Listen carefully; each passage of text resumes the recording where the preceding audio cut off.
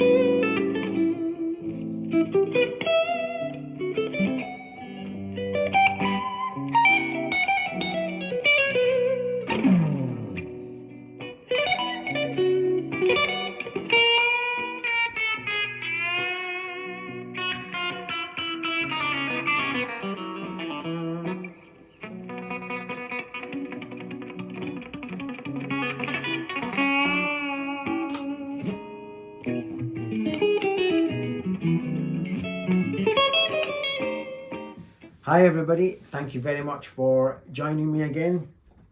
Anybody who wants to learn a few new chords tonight, feel free to hang around, because at the end of this video I'll do my usual and I'll break down that little musical piece. I certainly learned some chords, and big thanks to one of my YouTube watchers, Harold Glover. Thank you very much, Harold. It was you that suggested I listen to Julie London's version of Cry Me a River. Very inspiring, and I just had to learn some of these chords. So I plugged Cry Me a River chords into YouTube, and up came this video. I'll put a link in the description, and he showed me the correct chords, and then I took liberties with them. What else can I tell you about? The Cornell amp is with Stevie Flynn in Glasgow just now, because he's going to give it a wee look over and see if he can make it a bit quieter. By the way, hats off to the Marshall. That very quiet amp in terms of background hiss, but I do miss my Cornell. I'm a Fender guy through and through in terms of sound, amplifier sounds, and the Cornell definitely gives me a warm cuddle that the Marshall doesn't quite give me. It has other strengths. What else? So the Cornell to Stevie, I've been listening to a few other things. Somebody, Neil Lumby, I think it's N Lumby is your name when you put comments on my YouTube channel. I think it's Neil Lumby. I think I recognise your name from quite a while back, Neil. So thank you for continuing to watch my videos. And you suggested I watch the Jim and Joe show. So I'm now going to tell everybody else, you need to check out the Jim and Joe show. I've been a fan for quite a while of Jim Campolongo and Joe Gore. Both very unique players that have a certain sound. Joe Gore has his flat wounds. He's just addicted to flat wounds. He uses these big Tomastic Infeld George Benson gauge 12 flat wounds on most of his guitars, and he has a plunk. He's all about the thunk and the plunk, and he's really good, very world-class musician. And Jim Campolongo, I love Jim Campolongo. I just love the way he plays, I love the way he looks, I love the way the guitar sits in his lap, and he's just he's perpetual motion. When you watch the guy play, he's bending and pushing, and he's just got a great look. I just love watching. Some players are great to watch. I mean, Hendrix, incredible to watch. But Jim Campolongo is a great guitar player to physically watch. He looks good. He's got the sort of the flowing grey hair, and great player to listen to and to watch. I'll put a link again in the description, and you hear them talk about things from their perspective. And to get two world-class musicians like that speaking on camera is great. Another one, J.D. Simo. He's great, isn't he? J.D. Simo. If you're unsure, a very recent one, the Tally Ho Theatre. J.D. Simo, Tally Ho Theatre, full show. It's over an hour, and I always sort of go, God, an hour, I've got enough life left to watch an hour's YouTube video. And within 10 seconds, I was like, damn right I have. The guy's amazing. He plays every style. He's a chicken picker. He's a angsty, alternate, outside the scale kind of player. He's a great singer. He's just, there's no limits to his talent, that guy, J.D. Simo. And then, of course, the young chap from Peach Guitars, Jack Griffiths. We all know Jack Griffiths is an amazing player, but type in the recent one, Jack Griffiths, Big Block, Jeff Beck song, Big Block. Jack Griffiths covers it. And it's like listening to Jeff Beck. It's from the 7th of April 2023. Blows me away. Absolutely amazing. In fact, it's so good, I don't even want to get involved with tremolo arms like that, because it's a bit like slide.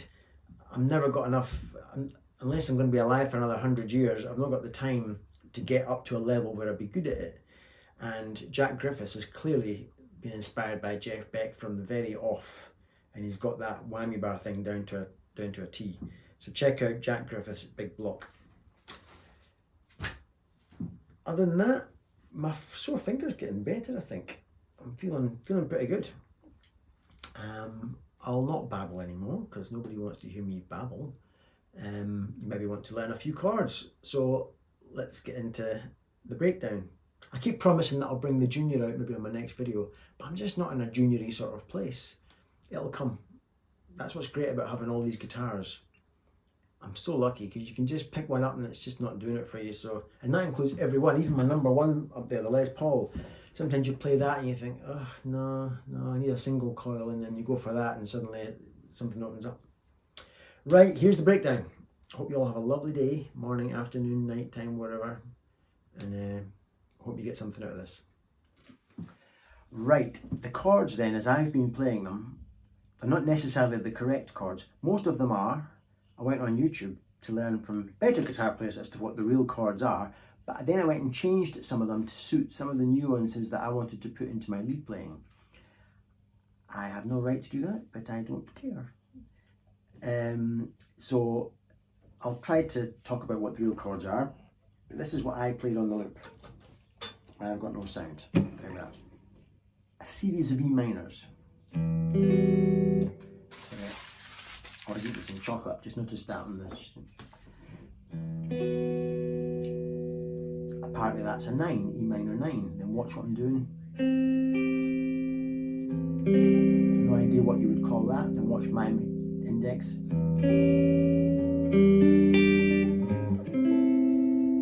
There's your A minor 7 to a D9. They go to then G major 7, but I'm going to a regular G to suit my lead playing. And they turn it around to the next chord via some different chords, but I'm going to turn it around like this. A regular Dave Edmunds B7,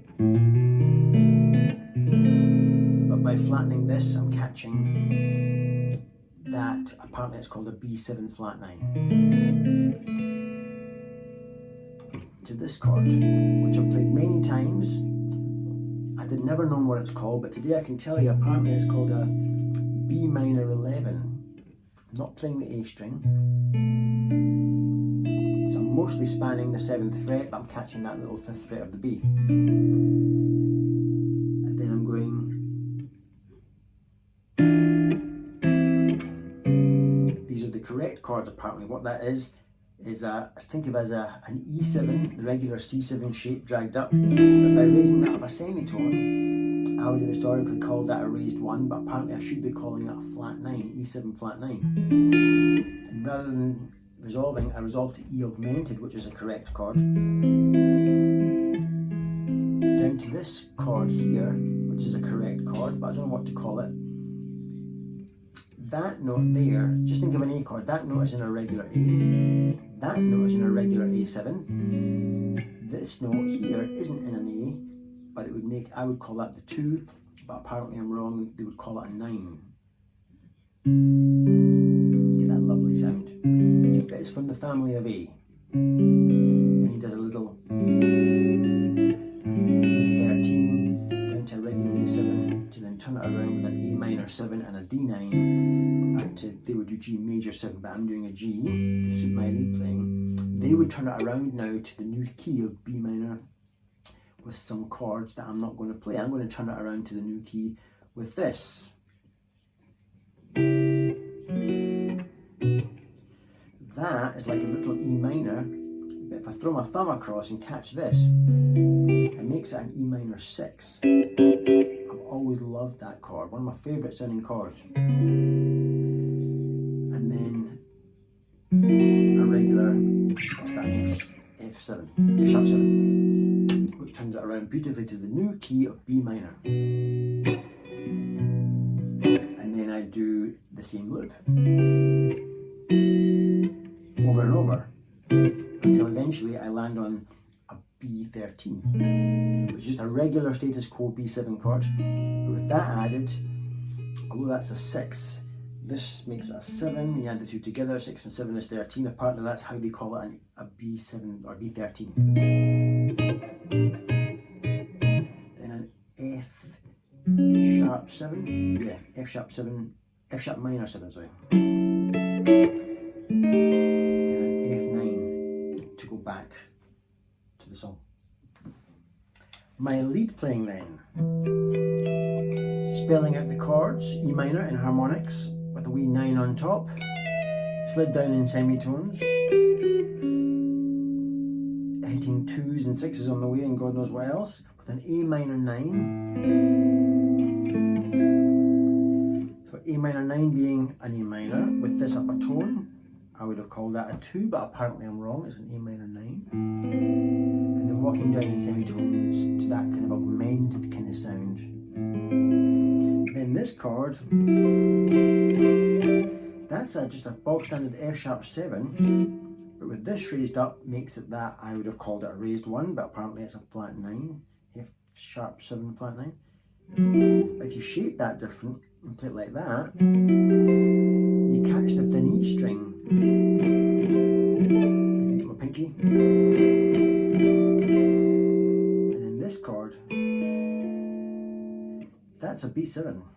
That's from a B7, that's from a B7, and that's from a B7. Now this note should be going there, but it's dropped down a semitone to the flat 5 position, creating this weird tension chord. And if you look at my thumb, plays the B note, then my first finger here wiggling on screen plays the A note, and then walk down. And of course what I've done now is E minor, but I've added the 9 on, and I do it going like this. I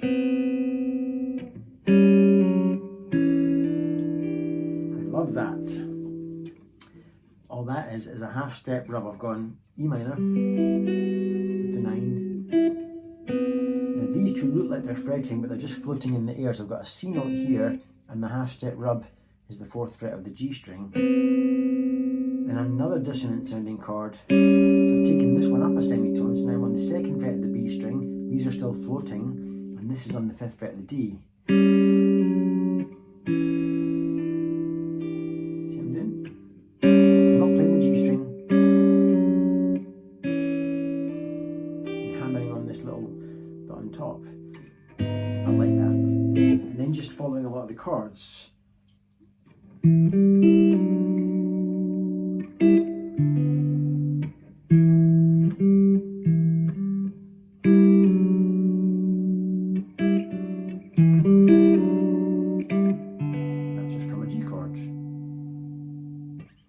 Then what did I do?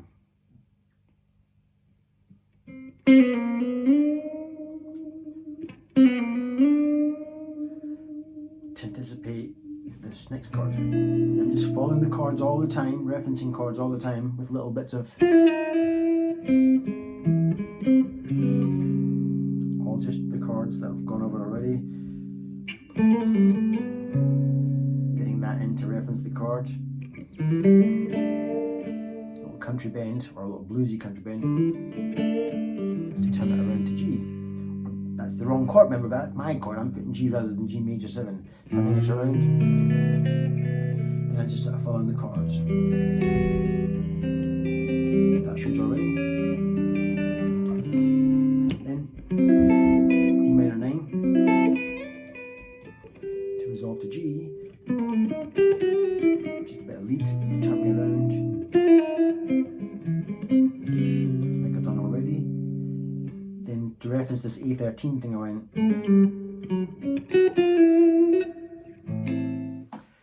And so you get the general gist.